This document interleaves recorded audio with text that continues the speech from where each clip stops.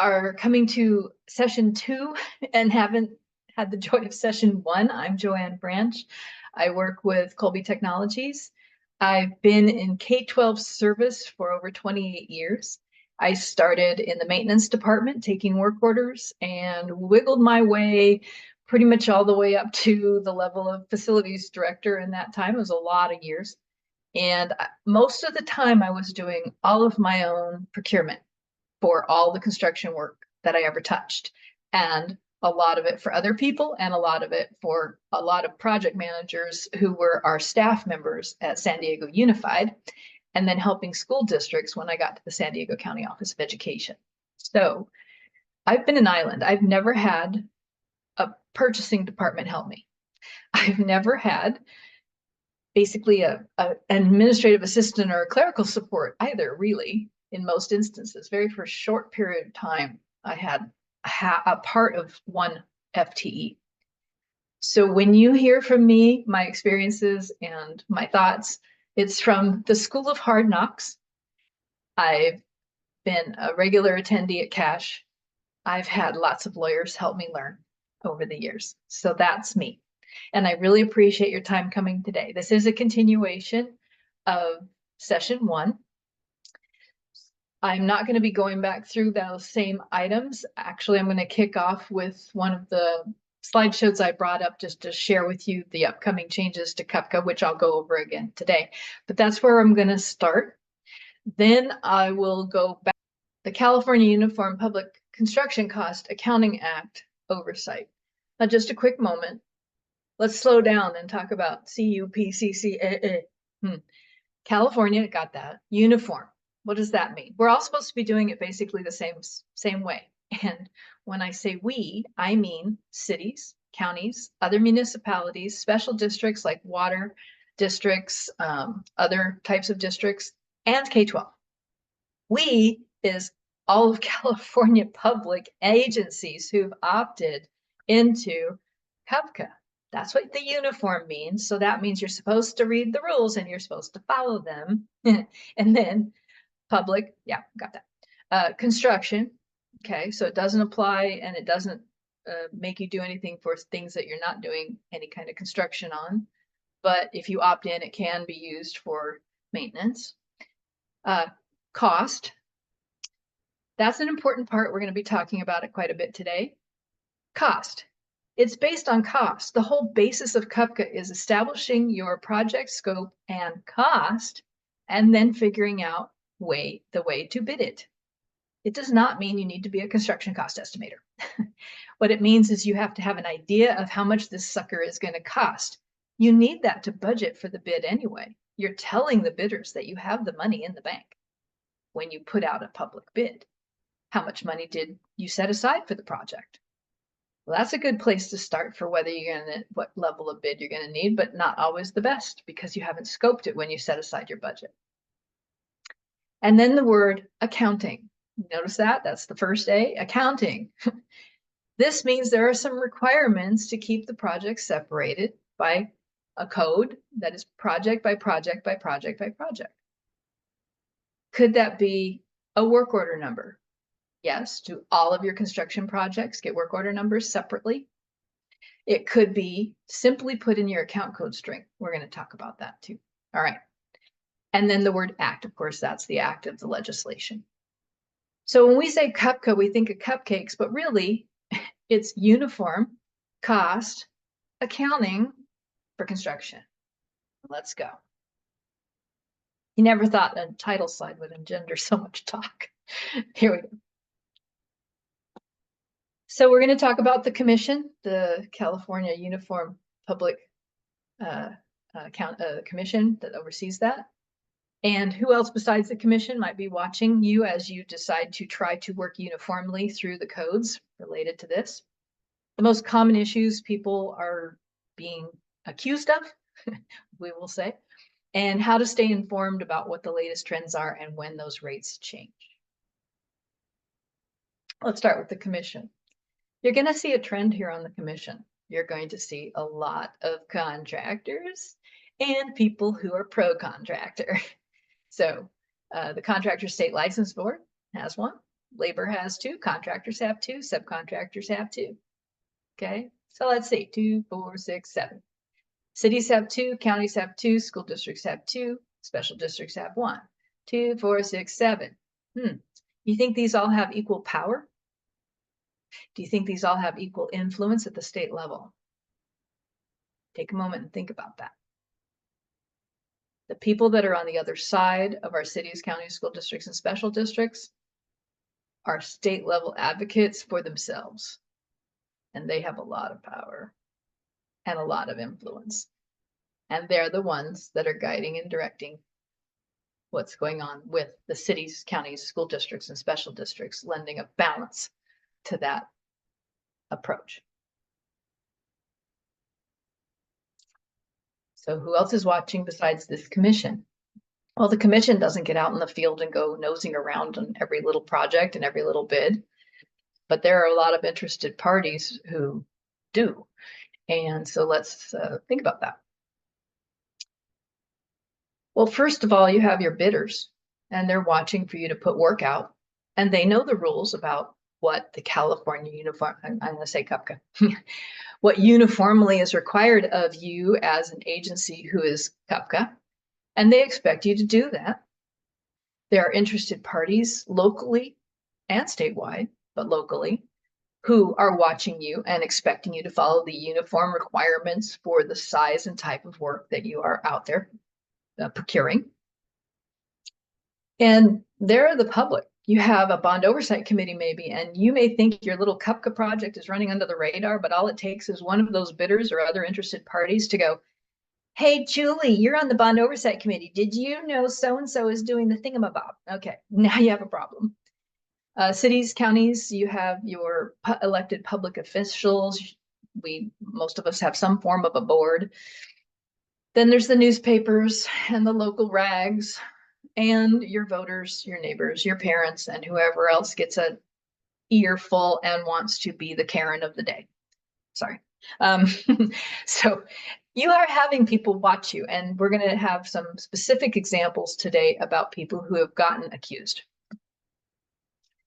One of the folks that helps the construction industry stay abreast is CFAC. It is the Construction Industry Force Account Council. They are a nonprofit organization. They have a pretty decent website, even for owners, to be able to look at some of the codes and some articles on it. And so I met some of the people that represent CFAC at the last CAPO conference. And they really basically want to help all the bidders and people withstanding make sure that what the public agencies are doing are being done uniformly to code. Okay, they're not the evil beings out to get you, but they are saying, hey, you're using an exemption or an exception to public bidding, meaning everything over 15,000. You're getting this exception. There are rules related to working within that exception, and we are here to help sure our interested folks that belong to CFAC, that their interests are met with their ability to get the work that the public agencies have available at prevailing wage when it's supposed to be let outside of in-house labor. So that's the basics. Whew. Why are we being watched? And why does it seem, at least to me, that there's more people watching and paying more attention and causing more stirring the pots than ever before? I did some research. This is my own research. What I found was that since 2010, the amount of folks, agencies that are opting into CUPCA have nearly doubled. And why? Well, the CUPCA Commission modified some of the more heinous rules of the Accounting Act part of the original code, and they actually got those things edited so that it's more workable for most districts to be in. The districts or agencies that typically stay out are ones who have either the internal forces that are so robust that it's far easier for them to work the force account and the standard bid limit, and that this bid limit doesn't help them. I also found out that cities and counties and some other districts are able to set their own bid limits to some degree that K-12 can't. So I know probably a majority of you online are K-12, so I'm trying to explain to you that more people are watching because more of you have come in. That's mostly the folks that have come in, and then cities and special districts are the next. So that makes some sense. The more people who are using an exception to public bidding, the more the people who care about that want to watch it. So what are they looking? What are they finding? If they're watching, what are they finding? I took a look at the last, I don't know, probably 3 years or so of commission meeting notes. And these are the most common mistakes I found in the depth of research. So the first one that I found is force account overages. In the last session, we did talk about what the force account is. Force account is when you are using your internal forces to do a public work or construction project that's a public work. It limits the hours and amount of time and materials that you can use internally before you must go out to bid. Yes, the state of California controls when you must go out to bid. That force account exists without CUPCCA. That force account is there all the time, even when you are non-CUPCCA. But in the case of CUPCCA districts, you'll note that the commission and the legislation modify sometimes the force accounts limits for CUPCCA members. So what do I mean about force account overages? If you decide to do a project with internal forces, and when you're all done, whether you planned it that way or whether it just turned out that way, you have exceeded the force account limit where that you should have put that project out to bid to the public folks to be able to have the opportunity to bid to you. You are creating a force account overage, and those folks withstanding the bidders that were waiting in the wings for you to put the project out to bid did not get the opportunity to bid that project because you did it internally against crossing over the line for what the code allows you to do internally. That's a force account overage. If you don't have a lot of internal forces, or those internal forces only do very small projects, you're probably fine, but you should familiarize yourself with that. It's part of the accounting part and part of the cost part. The next one is using the wrong procurement method. So we last time went over the triangle, and you have the 60,000 and under where you can negotiate or get a proposal. Then you have over 60 to up to 200 where you have to do an informal bid. And then you have the over 200, which is a formal bid. We also, in brief, talked about the difference between an informal and a formal bid.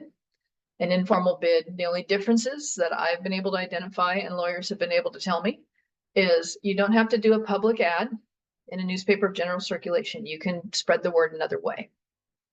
And you also have to use your internal lists or notify the journals.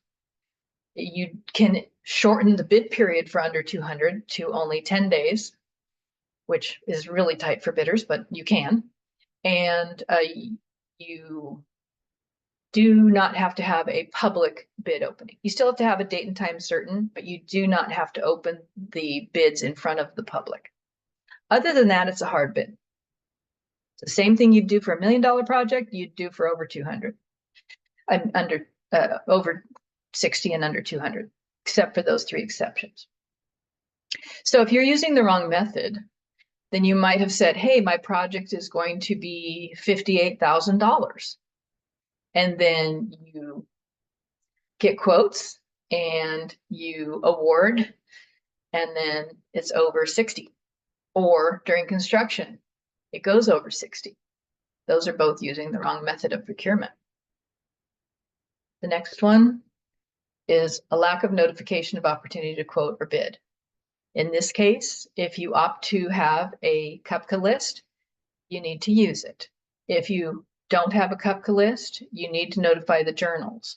If you don't do either of those things and the project is over 60, you have a lack of notification of opportunity to quote or bid. And people who expect to be notified are upset. And then they call CFAC, and then CFAC helps put together a case. And we're going to be going over a couple cases today. The next one is the most infamous one, the one that gets the most conversation, the one that gets the most argument is bid splitting. I did a section on bid splitting in the last presentation. I will repeat just this part to say that it is all about your intent. So if you are separating a given scope of work that you need done within a certain period of time that is of like type and already funded, and you're separating those parts and pieces so that you can use a lower method of procurement, like instead of having to do a bid of any sort, you want to do a proposal because you really like George and he always does a great job. And if I could just do it in 2 proposals, then I won't have to deal with a bid. And that's bid splitting. That is the epitome of bid splitting. And we're going to go over a very good example of that to clarify this. So what happens when someone has a problem with what they perceive you did to get the contract? Well, a challenger of some sort, it could be one of those interested parties, a labor group, will ask for records. That can be through CFAC. CFAC calls for records. It's Public Records Act. And they usually send a letter explaining the problem and the documents that they want to see whether they agree or that what the claim is has any merit or not. If it's CFAC, they actually tell you why they're asking for records, typically. But if it's just a challenger, they just may put in a Public Records Act request, and you may see that it's a labor group, but they are not telling you why they're asking for the records. They don't have to. So you gather all the responsive materials and you send the materials to whoever asked for them.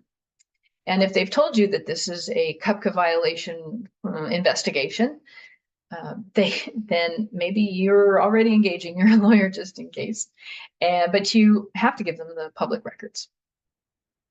Then the challenger, be it CFAC or someone else, can say, hey, I think there's really something here. And they send the whole package and whatever their claim is up to the CUPCCA commission. And the abbreviation for that is CUPCCAA. So if I say CUPCCAA, I mean the commission. And they ask the commission to review it. The commission does a review. And then they bring it into public agenda, which is why I was able to read all of the claims and all of the responses from the commission online, because it's an appointed body by the state of California, right? So all of them are Brown Acted, and your dirty laundry gets aired in the public eye on that website and in public video, Zoom. You can watch the commission. You'll listen to your district getting challenged. And then they see what the claims were, and then the commissioners discuss and decide whether there are any findings. And then if you have a finding, you really need to look at what you did, why you did it, how you did it, and fix how you're doing it so you don't do it again. Well, what if I get a finding? So what? What are they going to do to me? Throw me in jail? What? Well, if they have findings, the manual says that if on 3 separate occasions within a 10-year period, you're given findings, and you can actually have 3 findings on one big problem, you will go back to the $15,000 rule for K-12. You will go back to whatever your city or county rules are without CUPCCA for 5 years. So that's all they can really do to you.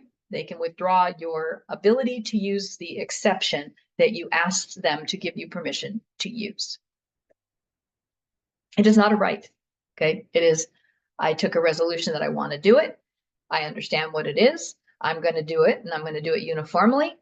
And I got caught not doing it, right? So guess what? Your license is revoked for 5 years. So let's take a look at one. This is what the agendas look like. You can see they don't mince on putting out who the public agency is and what's going on here. So in this agenda on January of 2023, you had Tuolumne County, you had Lancaster School District, and you had the city of Claremont. I don't want to be up there myself. Okay, so let's take a look at a lack of scoping and estimating that led to using the wrong procurement method. So this district I'm well familiar with, and what happened was the district decided they needed to do a remodel of a district office area. And all they knew they wanted for sure was they wanted to get rid of what they had, and then they planned to figure out later what they needed. So you'll notice that every single one of these contracts is under 60,000. Isn't that funny? And you'll also see that a couple of the contracts were let within the same 30-day period, but are still under 60,000. Yes, they only went to proposal to get proposals and went negotiated for all the work they did to get this done. Now, in logic, and that's what commission uses too, is in logic, when you let a contract, 2 contracts for $78,000 total, did you not think that when you demolish that you'd need to remodel? Well, yes, you did. So, and did you not think that when you were remodeling, any of these other things would have to happen? HVAC, carpet, maybe some furniture, interior painting, and built-in furniture, not just furniture. Yeah, you pretty much could have figured out that when you started the project and started demolition, you had a project here. So it is your responsibility to estimate what you think your project's going to be. And the reason the district used to defend themselves was, well, I didn't know when I started what I really wanted. And in CUPCCA, that's not okay. If they were going to hard bid all of it, they could do that all day long. But when you're going to use the exception, which is an option, here's the thought. Did you know that even though you're in CUPCCA, that any contract you can put out to hard bid? You do not have to take advantage of under 60 to 200. You can simply bid it. So could this district, knowing from day one that they did not know what they wanted, they should have opted to hard bid everything from day one. That way, no matter what they ended up wanting, would have not been a problem. Instead, they used a method of under 60 that did not daylight and provide bid opportunities to folks who had the right to bid a project that was $155,000 worth of job. Let's see.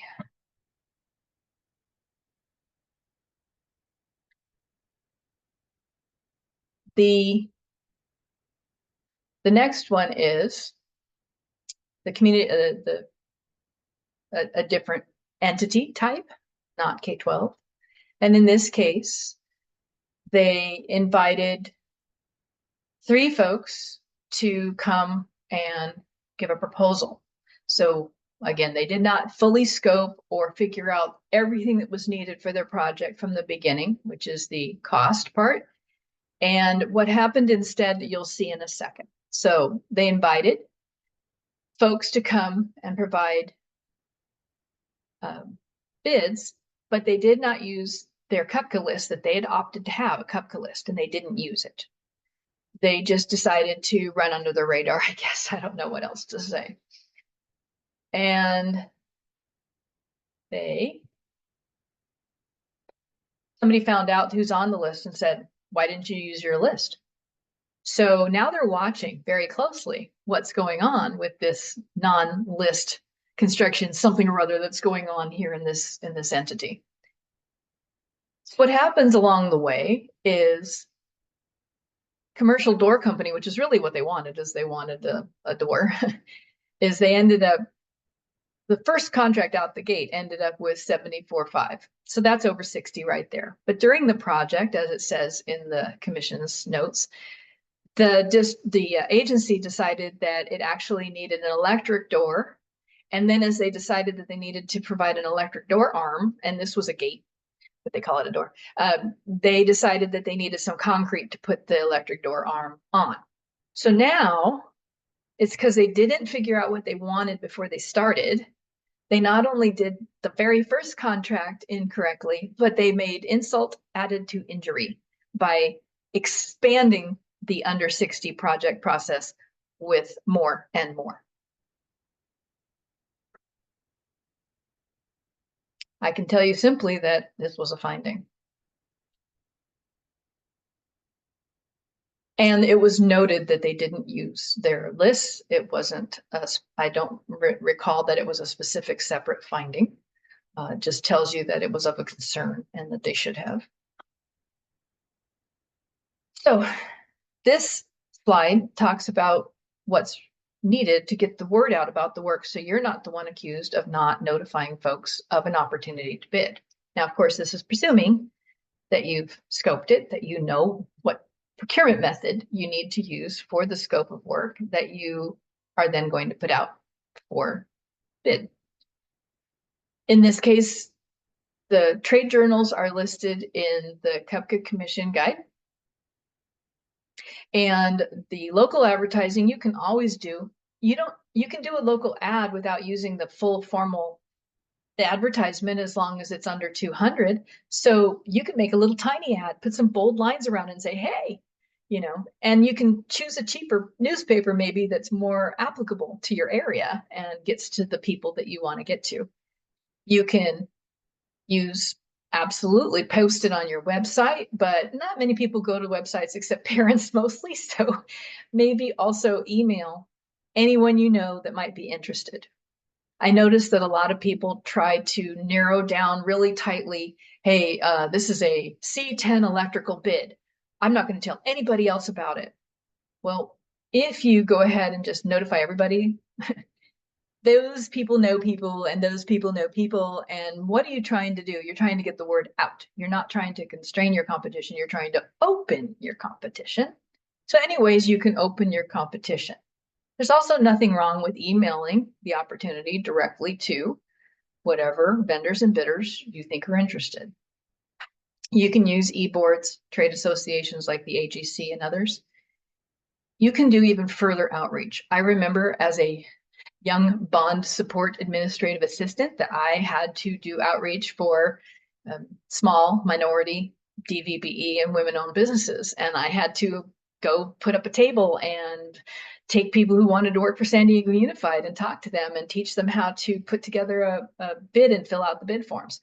That's called networking. And the more you can do that, the more robust your list will be and the more successful your bids will be.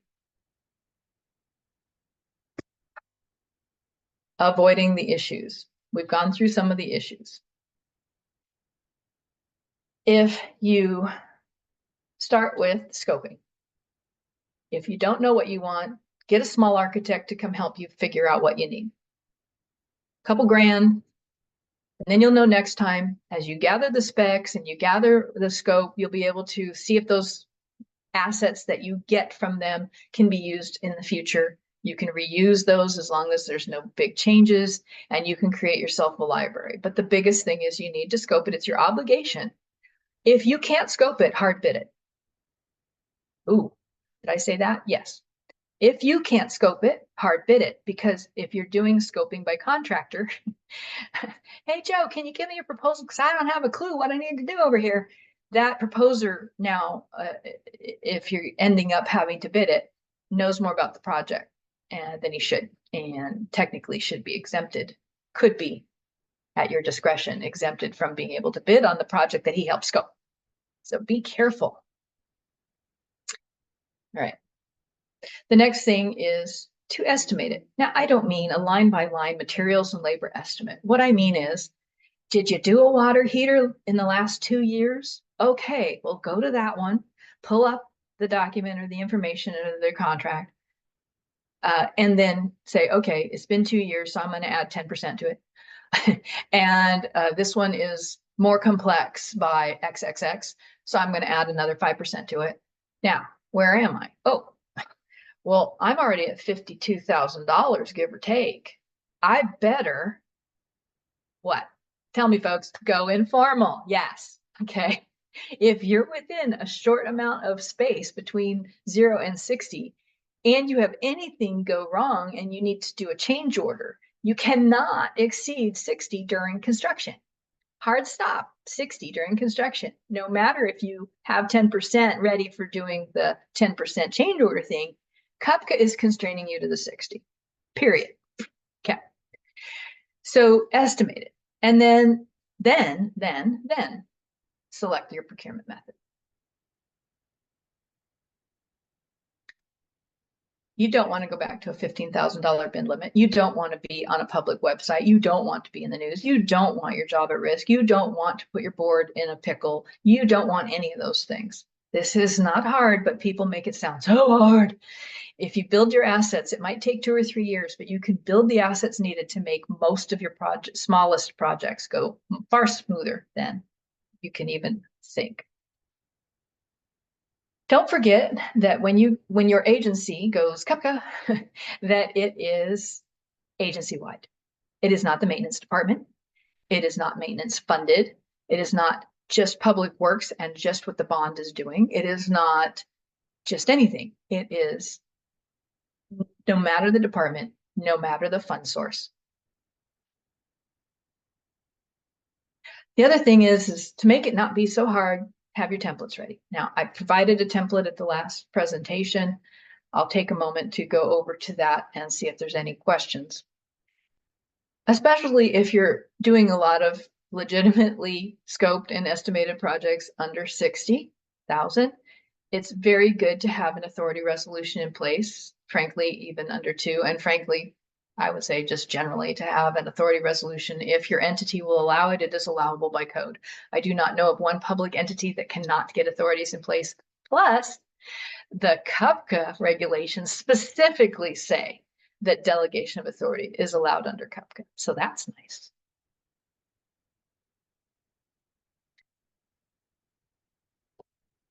Have a small architect that's right-sized, who will be your buddy, who will be the maintenance director's buddy, who will be the IT director. You get a low voltage engineer who can be your IT director's buddy. The scoping and having an idea of cost is so vital for 2 reasons. One is, yeah, the procurement method under CUPCCA, duh. But the most important one is, if you're not budgeting right, and the last 2 years have been crazy, if you're not budgeting correctly, you're going to end up with a bid that you can't award, right? So there's strategies in the bid that you can do to do deductive, additive alternates, and that way, when you get your bid, you'll be able to add more goodies to it to get the most project you could afford. And that's very handy, especially right now. If in doubt, bid it out. If you can't scope it, bid it out. If you can't estimate it, bid it out. Hard bidding is always, always the safest choice. Always. Ask your lawyer. They'll say, oh, if you hard bid it, you're good. It's all this other rigmarole that we keep pussyfooting around with that makes things so hard. Joanne, can I ask a question? Staying informed. You really should all sign up to be on the notification list. It's an email, and they'll send you I don't get very many emails, but when I do, they're very important. So that's important. You should once a quarter pop into the website and take a look at what the commission's been up to. Has anybody gotten an accounting review?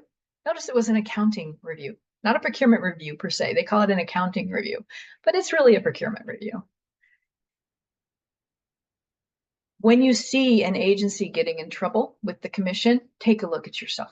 I mean, that's kind of continuous improvement 101, but you should be doing that with your CUPCCA processes and procedures. You should be looking at what is best practice, looking at what people are getting caught with, and then re-educating and changing your process.